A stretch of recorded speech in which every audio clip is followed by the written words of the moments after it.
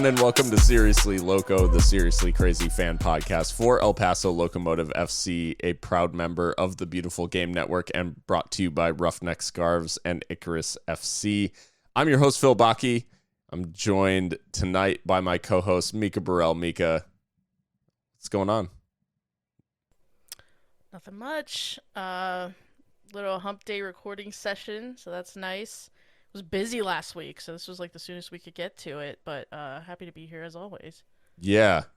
Big week, huge week for Locomotive for sure. A lot of stuff happening around that, like personally, with we're in like crunch time now. I'm like 6 weeks away from a human like joining our family, so I'm just like, oh my goodness, trying to wrap my head around that one, which I'm sure I won't be able to do, but yeah, so it is good to do a midweek recording session without a midweek game, because kind of took the pressure off a little bit. But Locomotive with a big response this week, and we'll talk all about the 9-point week and everything. But admin wise, we are Seriously Locomotive podcasts, and we're available on all the big platforms. So you can find us on basically anywhere you find your podcasts, and if that platform allows you to rate and review, that would be really cool. If you so choose to leave us a good review, that would be much appreciated. And you can follow us on social media at Seriously Loco or Seriously_Loco on Instagram. But yeah, Twitter, Facebook, Twitch, and we also have our Patreon going, which thank you to all of you who are already subscribed. And to anyone interested in some written pieces about Locomotive, our Patreon is always a decent spot to start. So that is, I think, the bulk of the admin. Is there anything floating around out there that I'm missing? I don't think so. I will try my best to get something up on Patreon soon too. I think it's been a little bit, so we'll see. Yeah, we'll keep it going. I can't rest on my laurels because I posted one article, so I gotta keep the output going. Bully him. Like Locomotive, keeping the output going. And so, like we said, busy week for Locomotive last week. 9-point week as it's been called, because Locomotive left a 7-day stretch with 3 wins out of 3. And Mika, as we start the discussion here, I think it's important. We are obviously going to dive in. We've talked about the win over Loudoun, but we're going to dive into a little bit to the win over Tulsa, but primarily LA Galaxy 2. And to start this discussion off, we got a question from @GTREvo on Twitter, and just asked, honest question, what changed? Why has this team started clicking all of a sudden? Did they just need time to gel with Hutchinson, or what? That word time. Thank you for the question @GTR_Evo.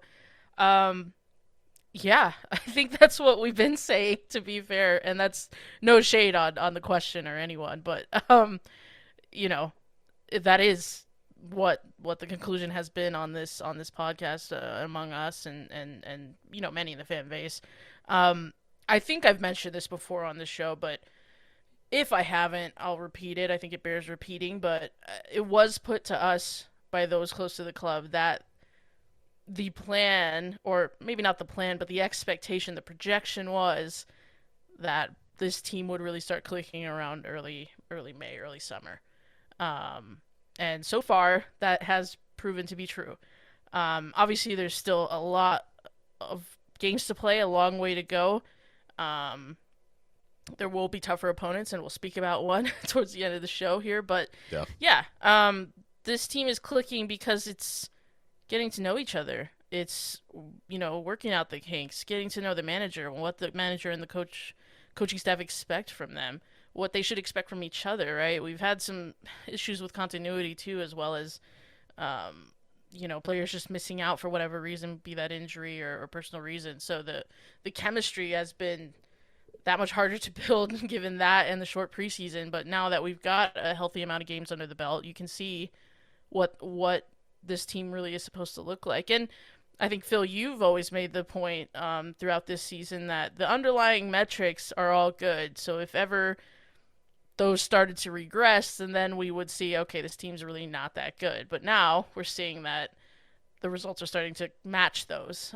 So, yeah, I think it has just been time to gel, as you put it in the question there. So, yeah, we have to see more, though, right? I mean, it is a good sample size, but there's still quite a ways to go. We're just in May and got to make it to October, November timeframe. So, yeah, I think, I mean, extremely well said in that I think we've kind of been consistent with what we've said, and obviously, we've had our frustrations as well, and certainly, there were very valid criticisms like levied in the early stages, and in terms of what changed, I think the interesting thing is that all that's really changed over the last few games is the individual like errors being cut out,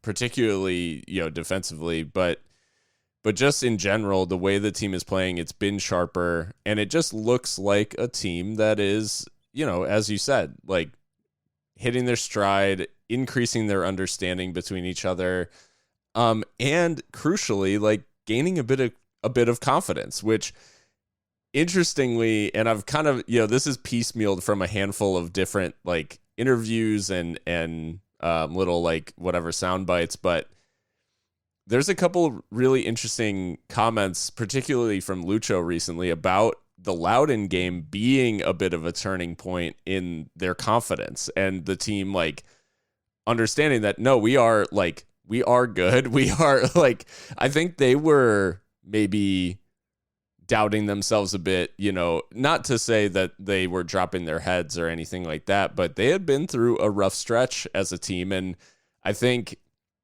instilling some of that like basic belief back into some very talented footballers it went a long way. And so that turnaround in Loudoun was kind of the first step in solidifying what was already a team that was performing well in many of the underlying metrics and in many of the different areas of the game, and really turning that into results rather than dropping their heads and letting it get to them. So yeah, I do think there's a bit of a confidence, little bit of confidence at play, but definitely I think you can see it like in the way that they deal with situations, particularly when teams are trying to play in behind the defense. It's just a lot calmer now. And we'll probably get onto it when we talk more in depth about the game against LA Galaxy too. But Evan Newton is also, showing us why he's got 500 saves in USL Championship. The guy's a very good shot stopper, and he's begun to show that as well, which very timely in some of these matches. But yeah, I think there's a lot of different factors kind of coming together, but ultimately this is about a team that was performing well in many areas is now also confident, which is a deadly combination for the rest of the league. For sure. Well said. Long may it continue, obviously. And as you said, sterner tests to come. As this stretch of games, I think we would have seen in isolation all three of them as winnable. Not necessarily something El Paso's made a habit of doing in terms of, getting 9 points from 9 in a 3-game week. But it started in Loudoun. We chatted about that win, but it continued midweek against Tulsa, which this is felt like of the three, kind of the banana peel, in that Tulsa, talented side, they've gotten some big results. We talked about how they were coming in not great form. And Locomotive able to come out with a 3-1 win, although not without its own talking points and controversy. Wow, it was literally last week, and it feels like years ago. Yeah, I agree. I think this was a banana peel, if you will, of a match, because we know this Tulsa side is good, and I think maybe I even said it last time, is that they are, I think, underperforming, given the personnel that they have. I think they've got a very talented keeper in Sean Lewis. I think Bryant Brown has been very unlucky, actually. Like, at first I thought he just wasn't performing, but having watched some clips of him over the season, like, he's just not able to score, even though he's getting into really good position. So, yeah, I mean, this Tulsa side, they're less than the sum of their parts right now, and we took advantage of that. Now, I mean, yeah, let's get on to the elephant in the room, right? Because the Moloto red card for Yuma's dive is outrageous. You know, we kind of leaned into it because at some point you just have to, like, throw your hands up, because these referees, I mean, nobody talks about it more than us, I would argue. Yeah. Like, we complain about the officiating in this league constantly. I mean, we have, consistently, and, I'm exaggerating. I know other people have problems with it too, and it's well documented, but, I think we all leaned into it because it's just like, well, like, eventually it was going to be us too that benefited from some absolute ludicrous officiating. And I feel for Moloto, and I think he had it rescinded pretty much immediately after the game. So that's Tulsa's second rescinded card this season, which, I mean, that says everything, doesn't it? I mean, come on. Yeah. Unlucky. No, it's, and that moment is, I want to say just two things really about the Yuma red. And the first is, like you said, we kind of leaned into it and made maybe a little bit more of it, because, I mean, we have it, continued with it, unfortunately. But I mean, we are known a little bit for the shithouse 11. We were calling out this sort of behavior like week in and week out. Like, we were talking about, persistent fouling or diving or whatever. Like, we were having conversations around this stuff, and it wasn't meant to be, it wasn't meant to be some, like, holier than thou thing. It was just strictly calling out the fact that, like, these things happen in USL. There are Locomotive players who have made the shithouse 11. We call it out for our own players as well. And in this case, like, Yuma does what I would describe it, and this is, from an era prior to VAR in the big leagues. But this is something that was, like, commonplace, in my opinion. Like, not that long ago in the major European leagues prior to VAR, where when two players got close to each other, it was a fairly common tactic to act as if you had been headbutted, because it was a surefire way to get an opponent sent off. And, like, if you get into that close contact, like, between two players where the heads have the ability to even appear that they've made the contact, like, you are inviting the referee to make a decision. And I'm not saying Moloto's at fault for being sent off by any stretch of the imagination, but this is, like, the oldest trick in the book, and Yuma he is a practitioner of the dark arts. Like, he does this sort of stuff, and I said it on Twitter, and, like, I was half joking, but the reality is, like, this is a little bit like Princess Bride. Like, you fell victim to one of the classic blunders. Number one is never get involved in a land war in Asia. Number two is, and only slightly less well known, is never go in against a Spaniard when there's a red card on the line. Like, there's no reason for Moloto to be doing it. And I'm not, again, it's not his fault for getting sent off, but the referee buys it. And there isn't, I also like, the last thing I'll say is there is no moral imperative. Like, we treat this this is a very English attitude, like, to this sort of thing, which is that we don't participate in this sort of thing. We never cheat. We never do any. And like every fan in the moment where another team does this takes the stance that, well, my team never does this. My team doesn't ever dive or cheat or try to win an advantage or do anything along these lines. And every person that believes that about their team is wrong.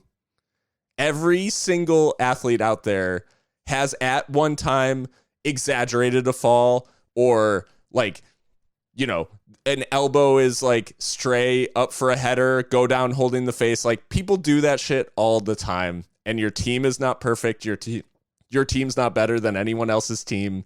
Like, everyone is trying to get an advantage. Now, was what Yuma did like more egregious than what is typical? Yes.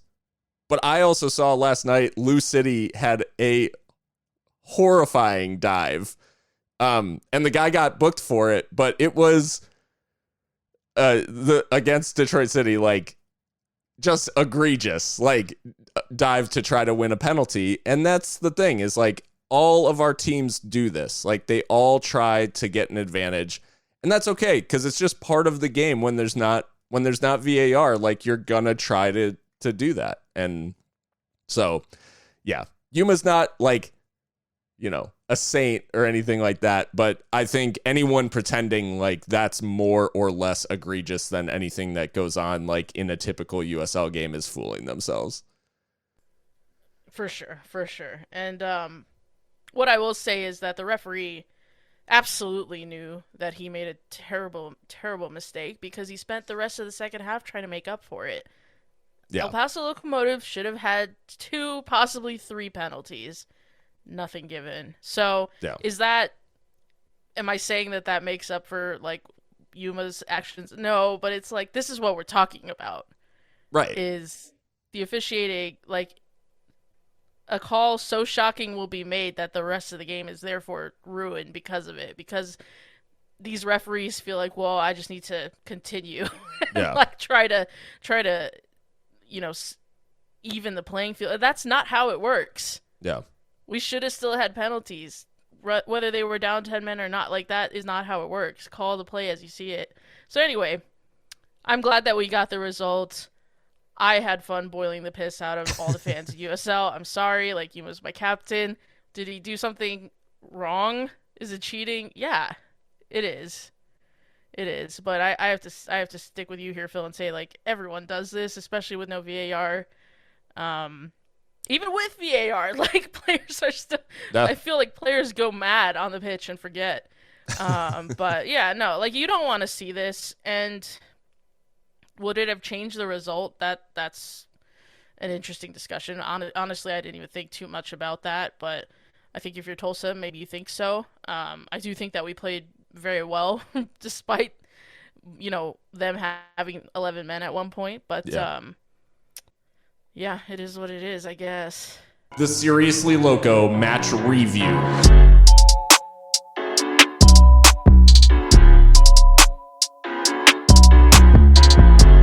Well, one of the aspects of this performance and the decisive aspect in the end was Lucho Solignac back on the score sheet and with a brace as he gets back into scoring form against Loudoun, a brace against Tulsa, and then another goal against LA Galaxy 2, and the return of Lucho Solignac to the starting lineup, and now more importantly to the score sheet. It does look like Lucho is really in fine form.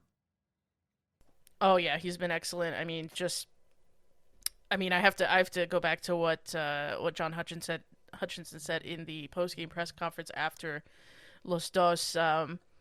he said, "Yeah, when I left Lucho out of the squad for San Antonio FC, he gave me the big finger, if you want to call it that." Which, basically what he's saying is he responded to that, Yeah. and he responded to that not by throwing a strop, not by downing tools or whatever. He responded by getting back out on the pitch and scoring boatloads, and he should have more. He's forced at least 2 own goals. Yeah. One here in against LA, and then the other against Oakland Roots. So his stats don't even really do it justice. Actually, he should probably have 2, 3 more goals. So I mean, Luis Solignac, just a excellent player, and really in fine fettle, as he said. I mean, we've talked a lot about his ability in terms of like kind of being a classic nine and in terms of striker's instinct and all those sorts of things. He's just brilliant in front of goal. But what we've seen over the last few games is really a pressing intensity from Lucho and an opportunism that potentially we hadn't. I mean, we've obviously seen him close people down, and he's, I think maybe he does have more of a nose for this than I'm giving him credit for, because I'm now thinking about the goal against RGV where he like basically presses the keeper into kicking it off him into the goal, and Yeah. But we've seen this, I guess, like instinct from him previously. Now it's resulting in a fine run of scoring form.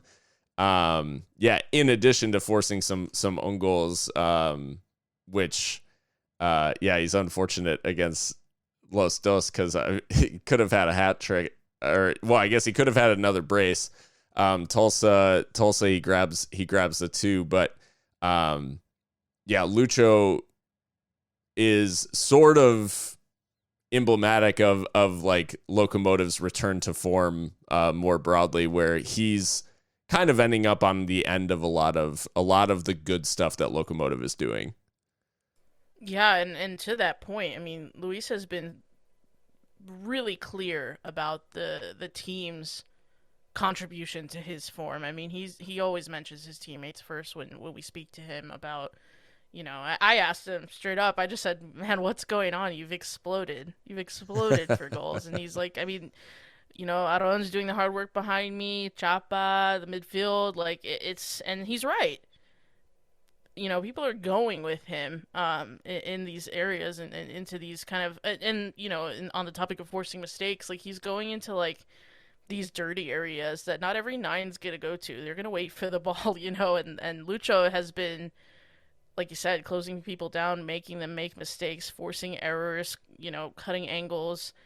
And when Luis is in good form, so is the team, and I don't think that's shocking at all. Speaking of the incidents in the LA Galaxy 2 game, the goals that Locomotive scored. One player who we are going to speak about in terms of I won't even say returning to form, but really finding his feet in Locomotive colors. Christiano Francois sets up the first Locomotive goal with some nice footwork in the box and a nice cross to the back post, which Josue Ron Gomez gets the volley like completely wrong, but it is straight into the path of Eric Calvillo, who had made a run into the box and reacts quickest to open the scoring for Locomotive. And this goal with Francois being involved, obviously, it won't show up on the score sheet or anything like that, but him being involved in this goal has also his return, or him coming into form has really like coincided with this run, in that he's been a player that we've said it's just doesn't look like it's coming off for him. The ball's kind of bouncing off him, all these things. I mean, there were times against LA Galaxy 2 where I'm like, how could anyone cope with this guy? He was an absolute menace. I mean, I hate to be the fullback opposite Cristiano Francois right now. Yeah, I mean, it's crazy what a turnaround it's been, and I think the selection has been somewhat enforced given Emmanuel Sanupe's injury, because I think Manny would start there if he was fit. Um, but there are other options in the squad. Zacarias, of course, can play wide. Nick Hines, we know, can push up from those fullback areas. But John Hutcherson has shown some faith in this player, and he's being rewarded because. I mean, in Tulsa, that's where we really saw it turn around, where he made a really similar move. Actually, I might even go as far as loud as to say that that area he was consistently the outball. He just couldn't do anything with it. Yeah. Then in Tulsa, we saw the evolution of that, where he not only is he the outball, but he's actually taking people on, putting the ball into dangerous areas, and of course he gets the assist for Dylan Mars's admittedly unmarked header. Yeah. Allowing Dylan Mars to score from a header in that area is shameful. I'm sorry, but either way, you still got to make the play. And then of course against Los Dos, just an absolute terror. And I was poking around a bit on Y Scout and just trying to figure out where we stand against Pittsburgh, who we'll talk about later. And El Paso Locomotive FC is the best one-on-one dribbling team in the league. Most successful dribbles by far, and I think that is probably Manuel Sanupe and Francois alone. Oh, and Diego Luna as well. So I mean, there's just players in this team that are fearless. Yeah. When it comes to taking on their man and trying to beat them for pace or skill, and you love to see it because that is probably some of the most entertaining football that you will see is those one-on-one players that want to take guys on and do something. Yeah, I'm thinking now too, I mean, Dylan obviously is not the paciest midfielder, but in terms of his feet, he does go on a dribble every once in a while, and then Josue Ron Gomez, just with his physicality, he's often going past people almost unexpectedly because I think people underrate just how quick he is, and then he's beating them to the byline. But yeah, Locomotive as a dribbling team, not exactly something that you would have associated with previous editions. But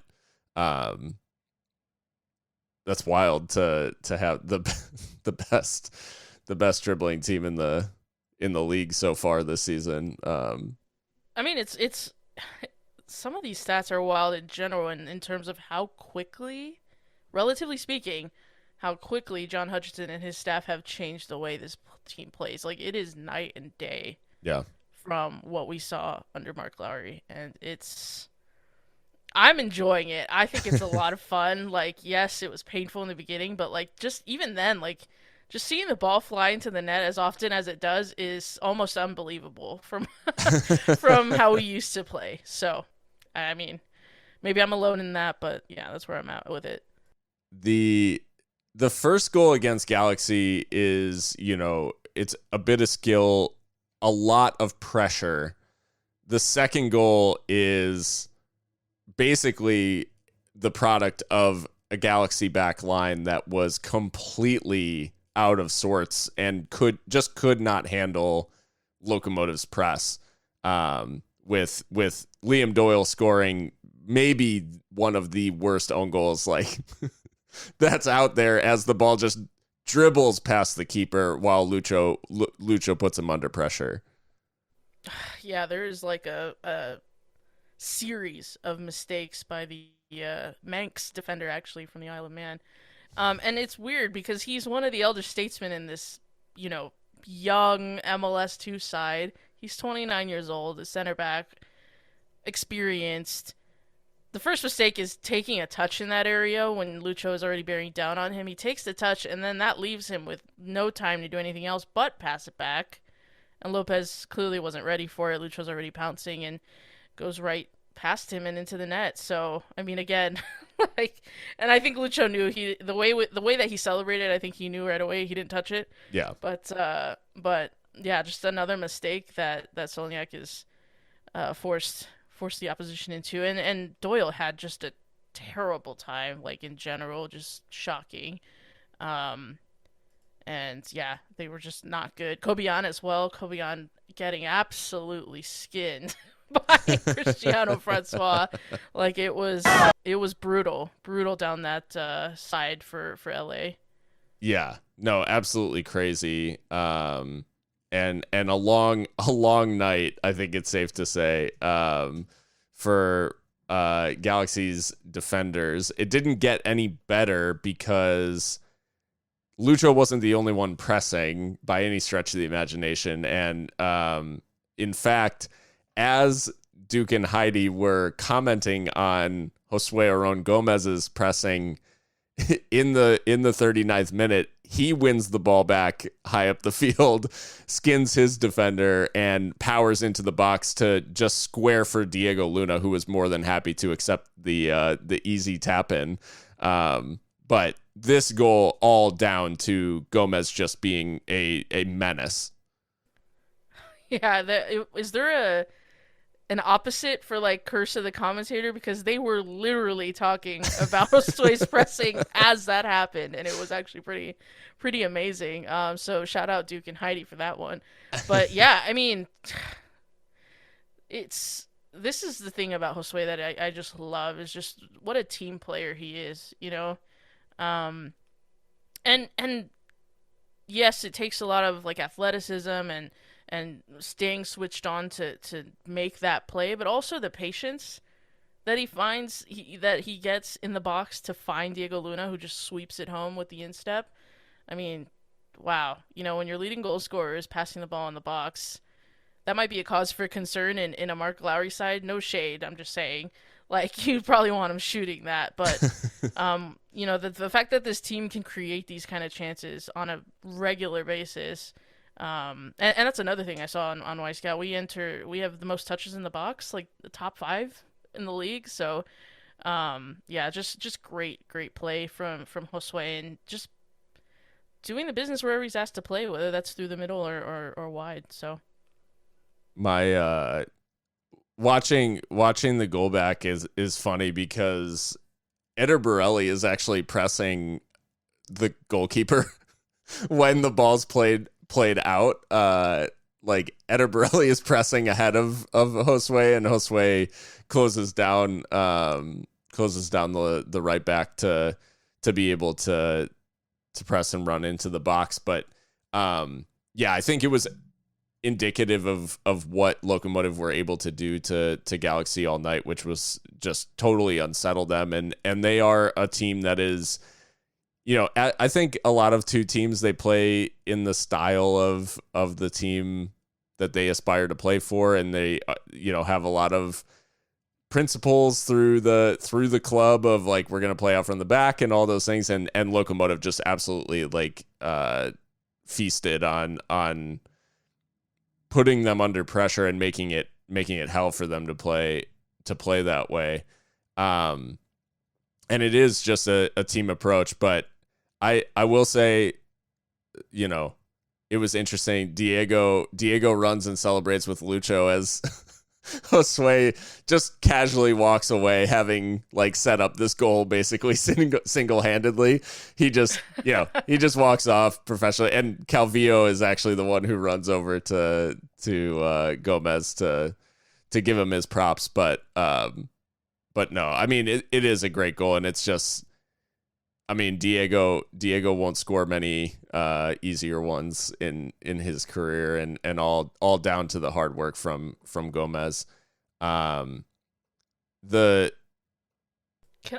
just noticed something. All of our goals, besides the own goal, were one touch. So like first time. Yeah. So I like that. I like that killer instinct, not thinking too much. But yeah, every finish, first time. Yeah. Yeah, the thing that Hutch said post-match was that he thought it should have been more than 4. And interestingly enough, you know, when you look at, you know, first half ends, it's 3-0, and the only goal to show in the second half after so much dominance is Lucho's in the 63rd, which, again, little bit of opportunism from Locomotive, because it's a deflected Mahrez shot that Diego Luna kind of is, he's able to like bring under control, fires maybe a cross, maybe a shot like that happens to go to the feet of Lucho, who's standing on the doorstep. But the anticipation, the ability of this Locomotive team to turn like kind of nothing into something. In this case, deflected shot from outside the box, really no threat at all, turns into an easy tap in goal. That has to be encouraging for this Locomotive attack. Yeah, John was careful not to say that he was disappointed, but definitely that he wanted more. And I think he's got a point, because I mean, 8 shots on target, did miss one big chance, and like you said, just the one goal in the second half, which it's almost ridiculous talking like this about El Paso Locomotive, but I do think he has a point that there probably could have been a bit more ruthlessness and edge in the attack, but at the same time, you could forgive the boys for maybe fading a little bit because of, the travel, the fixture congestion, what have you. So, but 4-0 is pretty damn good. And 4-0 not to be taken for granted either, because LA Galaxy too, this was not a situation of, an opponent who simply like lied down and took their 4-0. This was a team that still fashioned 6 shots on target and forced Evan Newton into some pretty good saves, one of which for my money is the save of the week. But yeah, Evan having to flex his shot stopping muscles and gets a clean sheet for his efforts.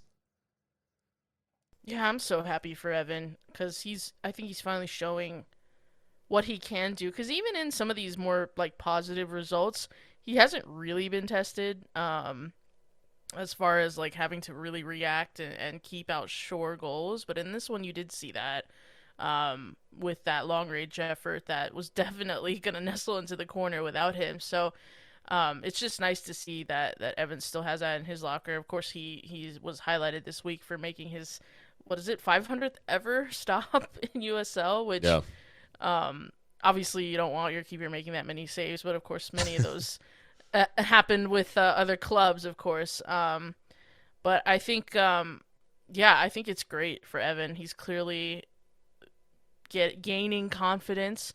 I asked him about his relationship with the fans, because I felt like that was yet another elephant in the room. Like, what do you make of Eighth Notch and the stadium in general having like a chant for you and all this? And of course he said that he preferred it to anything else, shall we say.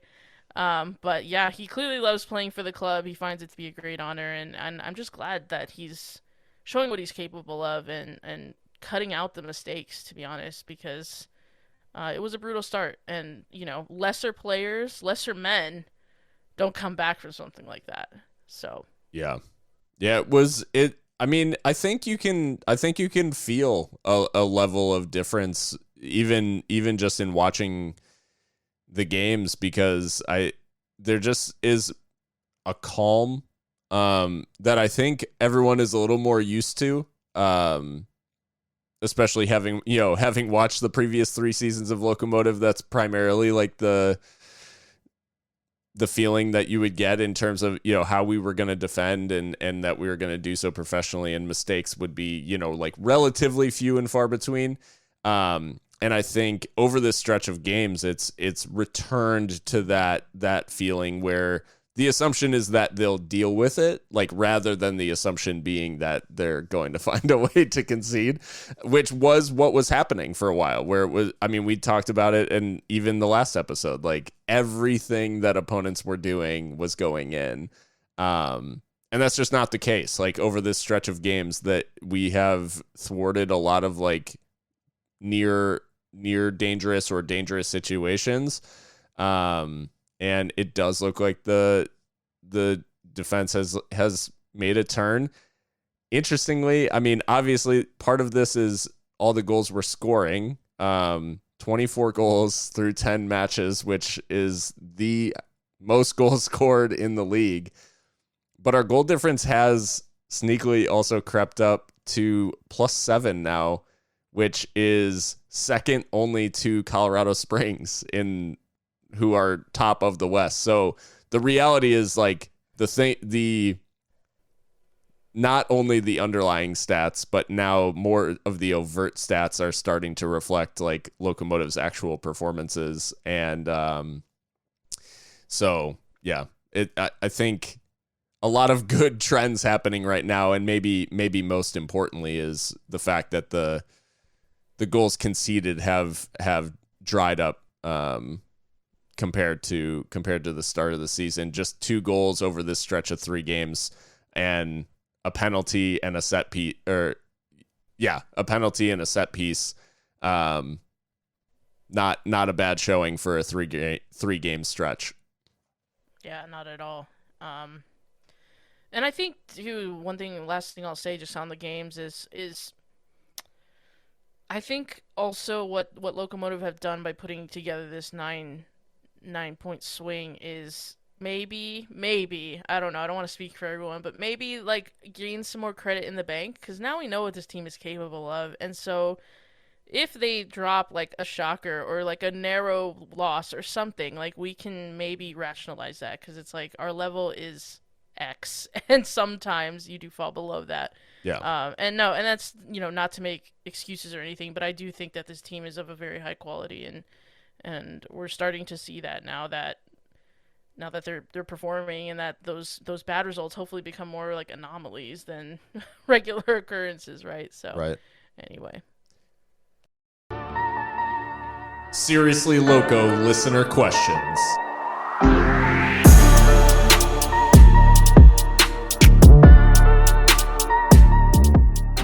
Well, Mika, we got I would say a bunch of listener questions. We actually had to filter through some.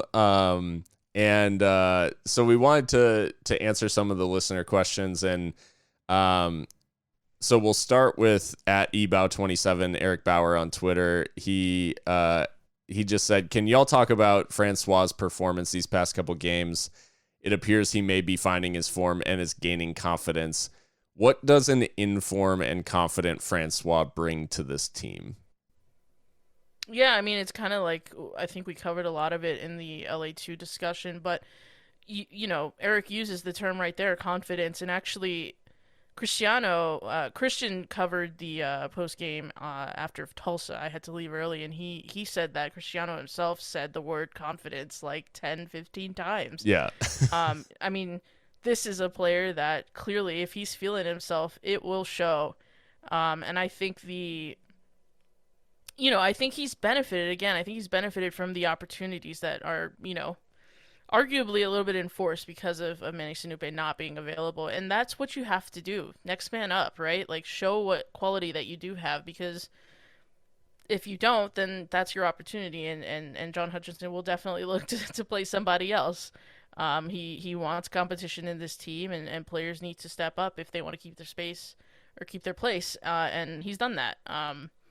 So I think a little bit of circumstance and just, finding it within himself to put these performances in has kind of combined into this really good stretch. A small stretch, I think we need to see more, but it's really promising. And I think we're finally seeing what we thought we'd see, which is this really dynamic, pacey, strong player who is very audacious, I might say, in just the things that he tries, and the fearlessness that he plays with. So I do think that tactically maybe there will be a time where he might have to vary it up, because I think other opposition will start to plan for that and try to nullify him, and I think maybe we'll get into that with Pittsburgh a little bit here. But yeah, I love to see that Cristiano's playing well, because again, we thought at the beginning of the season that he'd be one to watch, and we called him a statement signing, and so glad not to have too much egg on our face at the moment.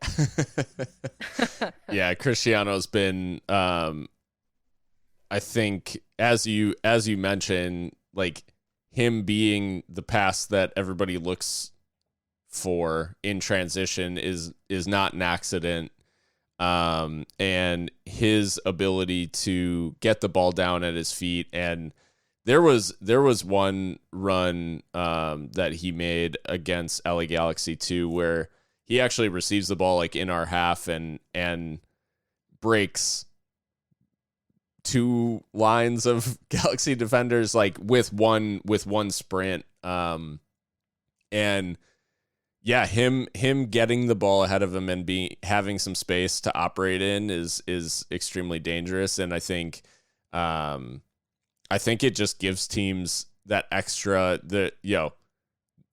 that left back or whoever is tasked with marking him is just dropping off that extra 5 yards to like give him the little bit of a head start, which then opens up more options in the, further infield or however, because, someone has that space to make a run in behind and someone has that space to, just lengthen the offside trap basically. And I think, yeah, him running at someone like we've had some of those players in the past, like Omar Salgado comes to mind, who is just like terrorizing fullbacks. Like Manny obviously recently has also been, in that same vein where if he gets the ball down and runs at you, like you better sort your feet out.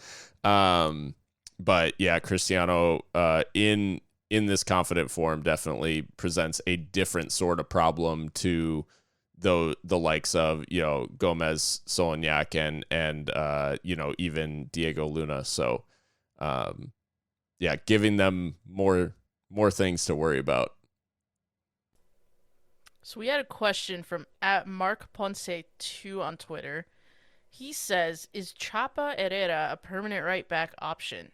As the season progresses, is the team still looking for some backline depth?"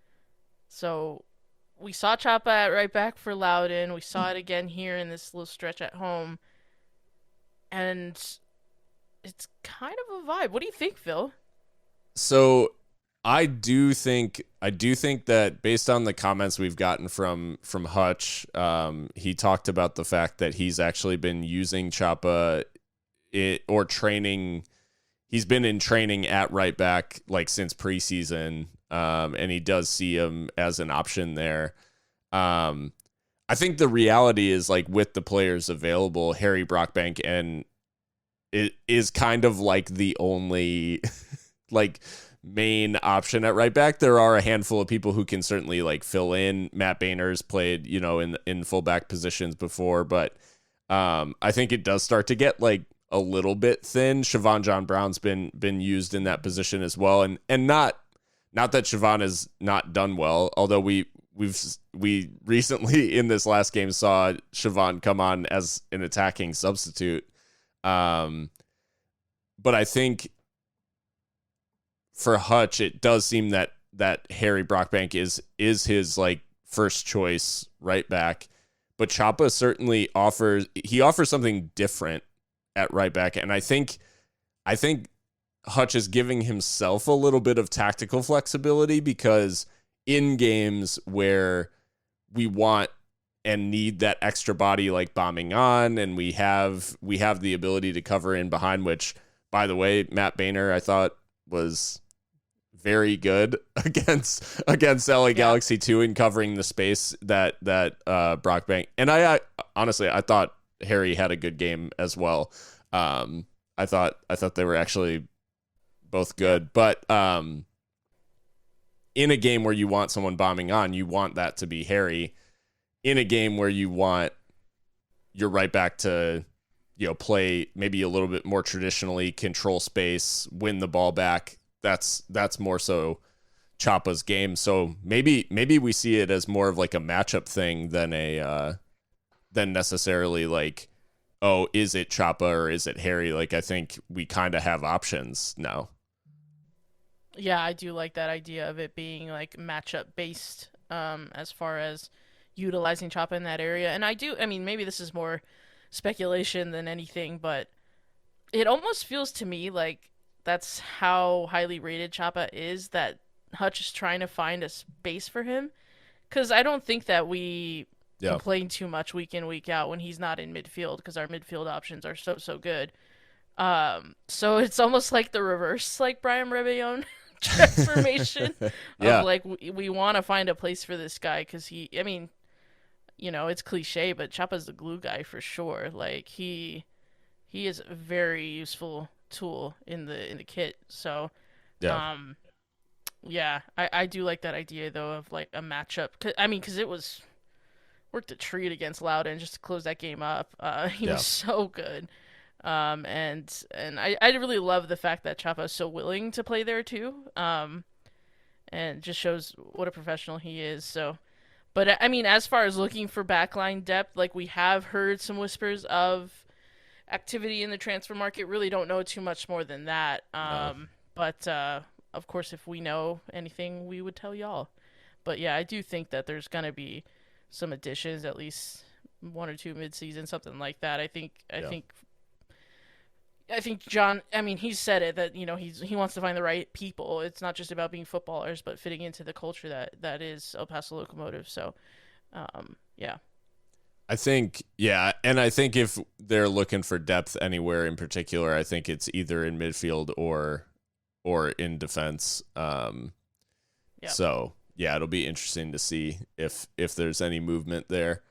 Um, but yeah, I think we've,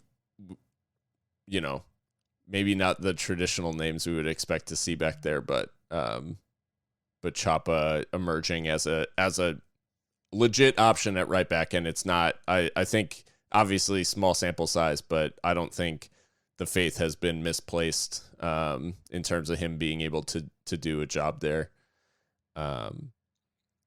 We so obviously in this stretch we're being very positive because we are on this 3-game winning streak and everything is going well, but little dose of reality, and we got a couple of questions that went along these lines. So first, at Cool Fernie on Twitter, he said the club have been getting all sorts of praise of late. 3 of the next 4 on the road is going to show us where they're at. And then at who_Keith on Twitter said, personally, I think these next Pittsburgh and Sac Republic matches are the true measuring stick of how far we've come. So, Miko, are these next matches, particularly the Pittsburgh one and this little stretch on the road, is that is this the litmus test now for Locomotive? I mean, I certainly see the point that the two of these fellows are making here, in that these are quality clubs that we're coming up against. Not to say that the teams that we have played aren't, but the schedule, I think, it hasn't been kind in terms of the actual schedule, like games every 3 days, but it has been a little bit kinder in terms of the opponents, because I do think that we were a better team than everyone we've played, and I'm glad that we were able to show that in this last 3 games or so. But yeah, Pittsburgh, I mean, that's going to be a tough test. We'll get into that a little bit after the break. Sac Republic, I mean, I would love, love, love to get one over them, because I really do think we should have won on opening night. Yeah. So we'll be looking for revenge there. Orange County, obviously, the reigning champs. And then a rematch with Lights after the 9-goal thriller. So yeah, I do see the point that these gentlemen are making here. The thing, though, about it is that Riverhounds, again, like, basically playing a team from another league. Like, I don't know what to... I mean, if you win, it's great, right? But if you lose, it's like, well, what does that really mean? Sure. Like, we don't know these fools. But yeah, and then that being on the road in front of a very passionate fan base over in Pittsburgh, like that'll be tough for sure. So I think I personally would gather more from the Sacramentos, the Orange Counties of the world, but that's just me. I do take the point though. Yeah, I think maybe more so than the opponent itself, in that Pittsburgh are tough. I do think there is something to be said, and I definitely take your point, Fernie, about going on the road like frequently and still being able to get results. It's a lot of travel, especially, it's East Coast and then a lot of West Coast, so there's going to be quite a quick turnaround in some of these travels.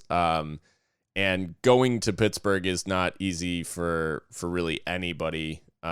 So I think it'll be a particular test of more so like and that I'm talking like a character test or a mentality test versus like, does it say anything necessarily about like our playoff credentials or anything like that? Because some of these, like you said, these like interconference matchups can sometimes be a little bit wonky and just get a little weird.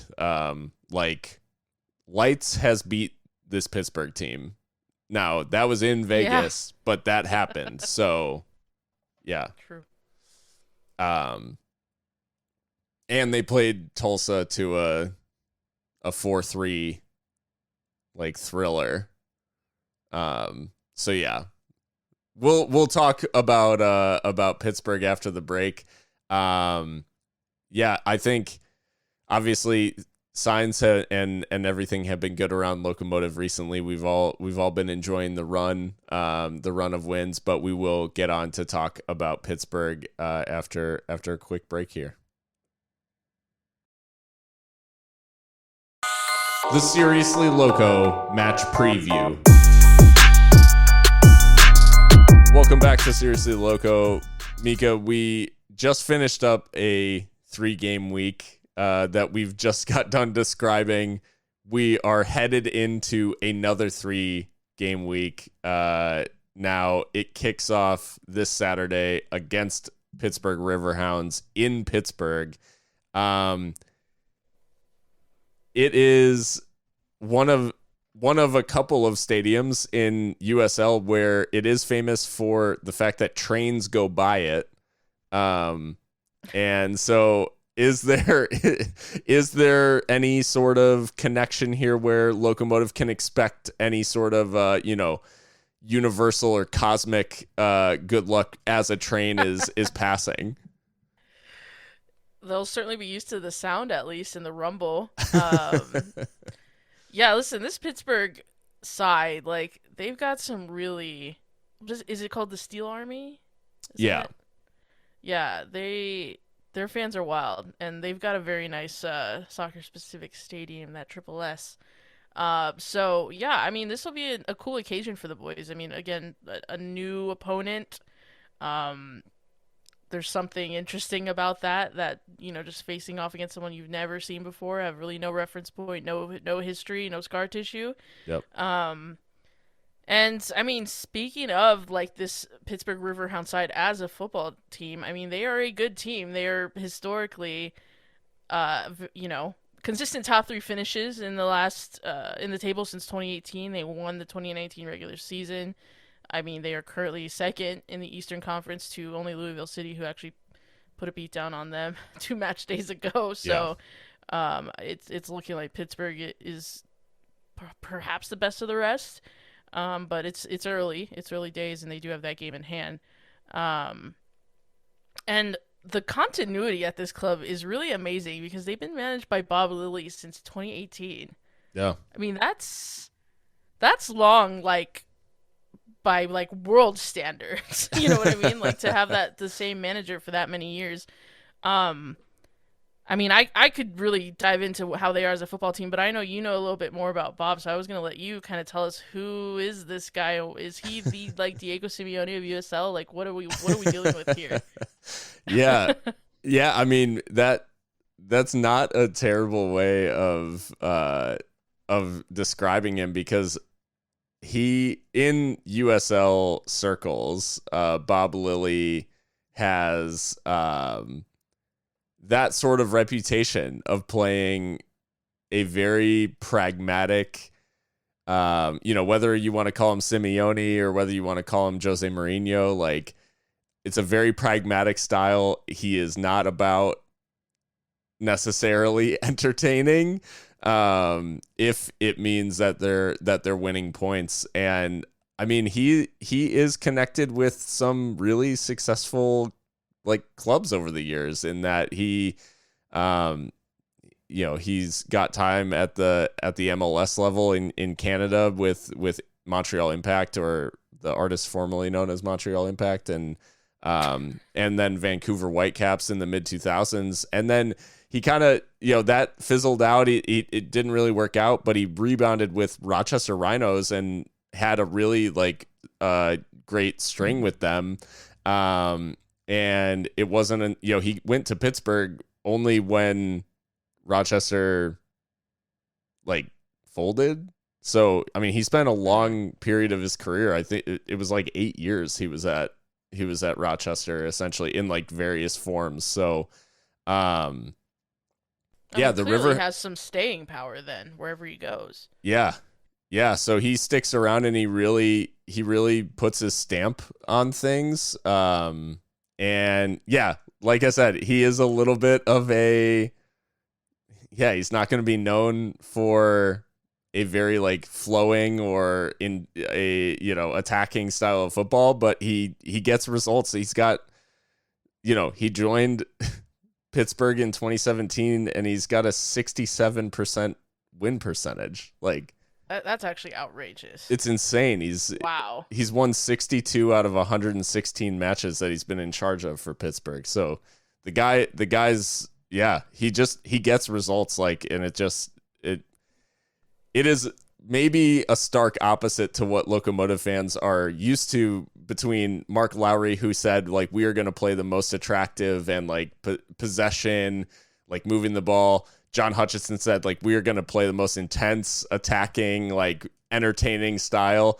Bob Lilly is I'm going to win games, and whether you like it or not, I'm going to do it the way that I see fit. And I mean, we've seen in some of these matches this season just how he goes about doing that. Yeah. I mean, let's get into that, I guess, because it looks to me like Pittsburgh Riverhounds really like to run primarily this 3-4-2-1. So, that can shift depending on the game state into a 3-4-3, and or even I've seen in at the end of games, if they're leading, they will drop that extra midfielder back and make it 5 back, which is extremism to me. But I mean, that worries me a little bit. I'm curious what you think about this. I'm a little nervous because we haven't really dealt well with that system yet. New Mexico United ran it against us at the Swap, San Antonio as well, and Oakland. No wins, draw 2 losses from teams that have played that system or something similar. So I'm wondering, you think is that coincidence, or do we just not deal well with these teams that have at least 2 players in the wide areas at all times? I think it'll be interesting to see how we deal with it, because I think typically the way that we've handled it, or maybe the way that we've tried to adapt to handling it, is Lucho's presence, actually, being more of a gravitational pull in the center of the field and creating space out wide, or creating the ability to get those overloads. But yeah, I think it definitely hasn't gone our way yet this season. It'll be really interesting to see if we, if part of what we're seeing in terms of this evolution of Locomotive, and maybe some of the confidence and some of the some of the improvement, if that extends now to in these tactical battles, do we gain a little bit of an edge, if we're just getting to the ball first, or winning the second balls, that sort of thing. But yeah, I think in this case, Lucho's ability to drop a little bit deeper, draw some attention, and hopefully create some space for others, that could be the route that we use. And it, we had talked previously about Lucho not really being able to get a lot of those sorts of involvements up until the Loudoun game. So maybe it's something that has started to come good for us recently. Yeah, that's a good point. They've lost to Las Vegas Lights. They lost in the Open Cup to Cincinnati, and of course they lost 2-0 to Louisville a couple Sundays ago. In each of those losses, they didn't score. Yeah. So I think that it's really important if we want to get something out of this match to score first, because it almost seems to blow up their game plan Yeah. if they don't score first. And maybe they revert to a well drilled but too defensive setup to get themselves back into the game. And yeah, even in some of the games recently, like for example the game against Birmingham Legion, they really should have slaughtered Birmingham like 3 or 4-0 and were very wasteful, really. Yeah. And Birmingham's keeper was very very good. So um, yeah, I think it's important that we score first because they seem to really pick up steam if they get that first goal. So that'll be important. And obviously, having Lucho Solignac in the form that he's in is great because that gives us a better chance. But they've got Dane Kelly, 6 goals for them, 2 assists. Tied for most goals in the league, I think. And Lucho's, I guess, tied for second. So, 2 heavyweights in the striking areas there. Then Albert Dequa also 4 goals, 2 assists. Kennardo Forbes 4 assists, like one of the best playmakers in the league statistically. So, I mean, yes, they're defensive, but they do have some attacking pieces here that could really hurt you with the very very vertical football that they play. And we just have to be really really smart to that. But yeah, that travel is brutal, and it'll be a cauldron, I think. The I was interested because Dane Kelly wasn't in the squad against Legion. It doesn't look like. I believe because he got a red card against Louisville City. That was him sent up. That's right. That's right. Yeah. Yeah, so he was suspended, so he'll likely be available and back for this one. I do, and I hesitate to say this because it's almost like tempting fate, but I do feel pretty good about how we've dealt with teams that have a like kind of like a target man or a danger man, if you will. I feel like we've dealt with those threats pretty well typically. I think the biggest thing is, we saw JJ Williams assert himself on a set piece. And I think it's just going to be about like limiting the danger because like you said, if Pittsburgh score first, the odds just get really poor that you're going to come back and get anything out of the game. And not to be like the wet blanket by any stretch, but we did concede, first against both Loudoun and Tulsa. And I think it'll be really important to take the momentum that we created with this clean sheet against LA Galaxy 2 and really, like you said, try to come out and get that first goal, because any sort of disruption to what Pittsburgh's game plan is going to be really key if we want to get anything out of this. And if they're able to get out in front, they will lock it down, which, I mean, the Legion game is a perfect example. They score in the 4th minute, they win 1-0, and they didn't allow a shot on target. So, I mean, the reality is like that they absolutely strangled that game after they got the goal. And yes, they could and should have had more goals, but I think the lesson there is like they don't need them necessarily if you let them play their game. And the only way to get them out of that is to take the lead, essentially. Yeah, I think that's right. And man, can I just say, like, I'm scoping out Highmark Stadium on Google Maps because I was not aware. Like, this is sick. Like, like you said, the railroad's right there. They're on the river, so it's like getting a bit of like Craven Cottage. Yeah.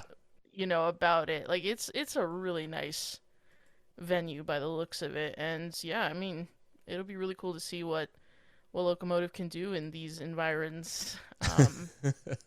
But it'll be a good one. Are we gonna try and do a stream maybe? Yeah. I think So yeah, our streams we've done for away matches will be on Facebook, Twitch, and Twitter. And yeah, we got our first away stream win against Loudon, so hoping to repeat the feat. And so definitely keep an eye out for that. If I guess before we get into the predictions and closing this out, this kind of goes along with some of the conversation earlier, but at HJA_the third on Twitter asks, just as many of us were quick to write off the season a month ago, are we fully back if we beat the Riverhounds? I mean, again, like I never know really what to take from results against Eastern Conference opponents. With that being said, I think it would represent maybe second or equal to San Antonio, our biggest challenge yet. Maybe that's a little bit unfair to San Diego Loyal, but yeah, I mean, they are a good team, a storied team. If we beat them, I would take a lot from that because there's historically and perhaps statistically no reason for us to do so. They've got a manager who's you know really got his claws into that team, been there years. We're brand new. I mean, we're visiting them for the first time. They'll have their fans there, you know, all of that stuff. So yeah, all the odds I would say are probably against us. So yeah, if we do beat them, then I think that is a statement in and of itself. What we can extrapolate from that, I don't know, but just taking it in that is as just a fixture by itself, then yeah, it's definitely important if we can get 3 points there, or I mean maybe even a draw. I don't know. I mean, I think any point out of there is creditable. And I think the reality is like not many teams go there and win. So yeah, coming away with even a draw, I think we could at least say that, hey, we've gone into a really tough place and played one of the best and most consistent teams in the league and came away with something. So yeah, I think that would be, especially looking at, the 3 matches on their own. It's like a draw away at Pittsburgh to start off, what ideally would be then a 7-point week following up a 9-point week. Like that would be huge. Yeah, the reality is I think it's going to be a battle. I think this is going to be an extremely tough match. And I'm glad that Locomotive are going into it with a lot of momentum and a lot of high confidence, because I shuddered to think what this match would look like at, the low ebb of Locomotive's confidence. that's so true. Yeah, I mean, this is the best situation I think we can hope for going into something so unknown as this fixture with the Riverhounds. So, well, Mika, we do have the task now of predicting this match. So obviously, the way you were talking about it, maybe not as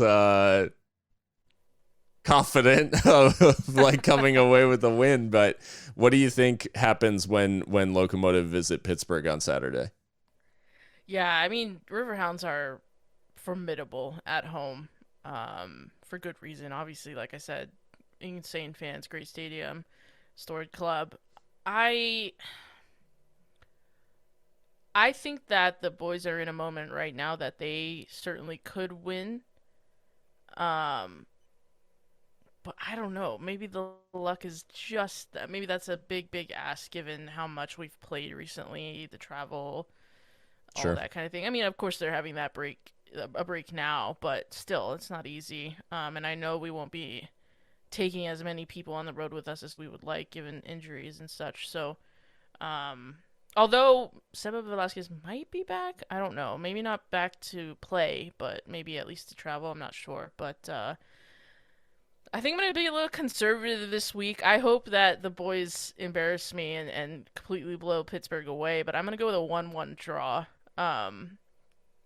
Has no rhyme or reason to it, but that's what I'm going with. It feels safe. It feels like something that could maybe happen. So, Yeah. what about you, Phil? Who gets the goal? Who scores? Oh, I think maybe Diego Luna will further introduce himself to the East Coast. Loves himself a road goal. Yeah. Yeah. And then he'll go get a sandwich at Sheets. Wawa's Wawa. better, but anyway. That's funny.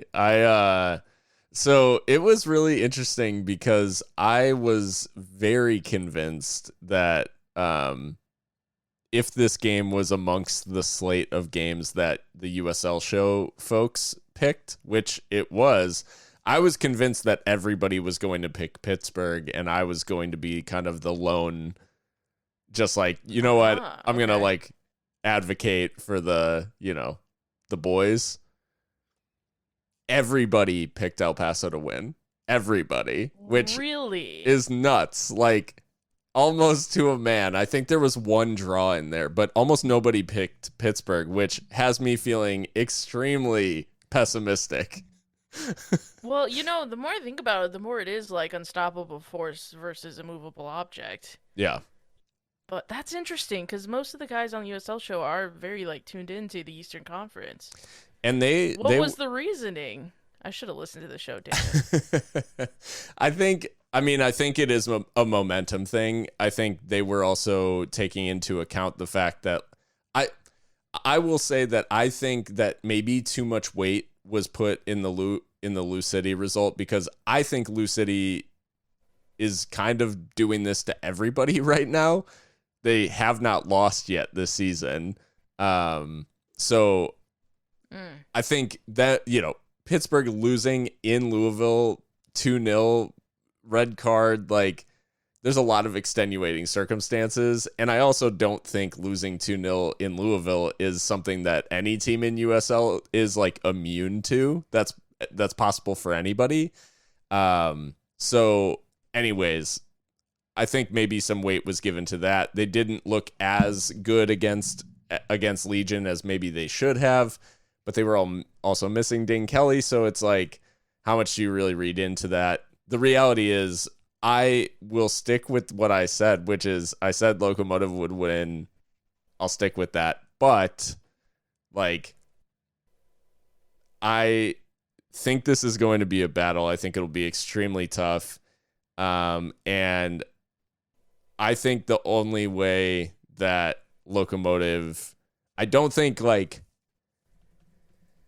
think if Locomotive score first, then they have the option, I guess, of getting into a shootout like Tulsa did. But I think the reality is Pittsburgh are going to try to control that. And I will go for a 1-0.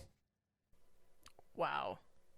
A very un-Locomotive performance from Locomotive. Sheets in Pittsburgh's house? We talked, like you mentioned it, that the only way that Pittsburgh have lost is not scoring. They've basically won every game that they've scored in. So I'm gonna say that that Newton and company come up with a big performance and keep Pittsburgh out, and Locomotive get I'd say maybe a Gomez, like maybe it's something a little scrappy. And it looks like a very nice. Maybe Locomotive end up having a little more of a sly or a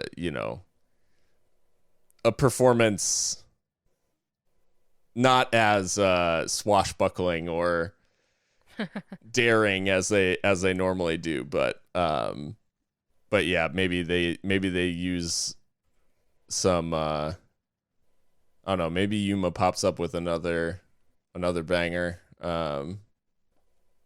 Get somebody sent off, Stop. Be hated coast to coast. Yeah. Dear Lord. Yeah. Cool, man. I like it. Yeah.